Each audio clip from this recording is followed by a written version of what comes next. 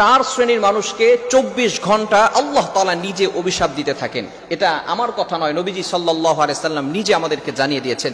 মুসলিম শরীফের 5018 নম্বর হাদিস। অনেক সময় অনেক ভাইরা আমাদেরকে বলতে থাকেন, হুজুর আপনারা কি শুরু করছেন, 2টি কাজ করেন, 3টি কাজ করেন, 4টি কাজ করেন। এটা আমাদের কথা নয়, নবীজি সাল্লাল্লাহু আলাইহি সাল্লাম নিজেই কথা বলে দিয়েছেন।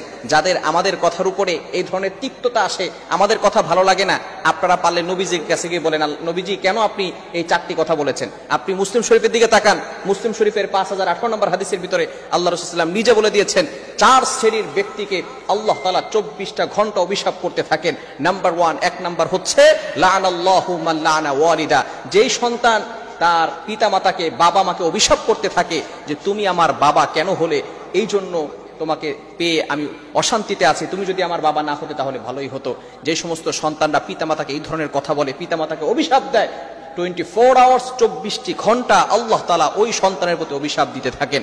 নবীজি সাল্লাল্লাহু আলাইহি ওয়াসাল্লাম নিজেই বলে দিয়েছেন, দেখুন আমরা আল্লাহ তাআলাকে স্যাটিসফাই করার জন্য কত কাজ করতে থাকি।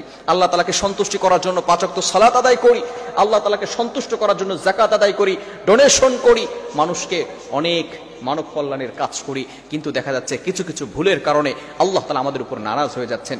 1 নাম্বার হচ্ছে পিতামাতার সাথে কখনো খারাপ ব্যবহার করা যাবে না। আল্লাহ তাআলার অর্ডার হচ্ছে প্রথমে আল্লাহর ইবাদত করতে হবে।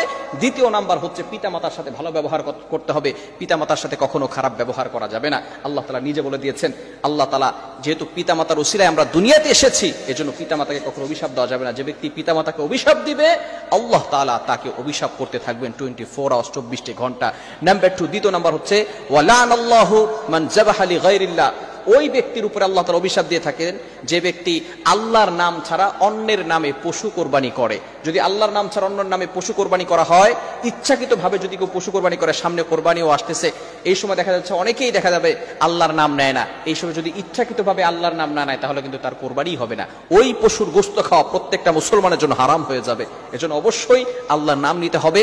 আল্লাহর নাম ছাড়া অন্যের নামে যারা পশু কোরবানি করে, তাদের উপর আল্লাহ তাআলা লানত, আল্লাহ তাআলা 24 আওয়ার্স 24টি ঘন্টা তাদের উপর লানত দিতে থাকেন। তৃতীয় নাম্বার হচ্ছে খুবই গুরুত্বপূর্ণ একটি বিষয়, সেটা হচ্ছে যারা লাআনাল্লাহ, আল্লাহ তাআলা তাদের উপরে অভিশাপ দিতে থাকেন যারা বেদাতি যারা আছে, তাদেরকে প্রশ্রয় দিতে থাকেন। বেদাতীদেরকে আল্লাহ তাআলা কখনো পছন্দ করেন না, কখনো মহব্বত করে না। যারা বেদাতি কাজ করবে তাদেরকে যদি আমরা আশ্রয় দিয়ে থাকি, তাহলে কিন্তু আল্লাহ তাআলা আমাদেরকে মহব্বত করবেন না। এবং 4 নাম্বার হচ্ছে অন্যের জমিন, কিছু মানুষ আছে জমিন কাটতে কাটতে টান দিয়ে নিজের ভিতরে নিয়ে আসে আর বলে এই জমিন আমার। এমন কিছু লোক আমাদের সমাজে আছে না নাই? কিছু মানুষ আছে দেখবেন জুলুম করে, অত্যাচার করে মানুষের কাছ থেকে টাকা পয়সা নিয়ে আসে, জমিন টান দিয়ে নিয়ে আসে, আবার বলে এই জমিন আমার। আপনার জমিন পারলে আপনি একটু কাঁপায় দেখান, জমিন কাঁপাতে পারবেন?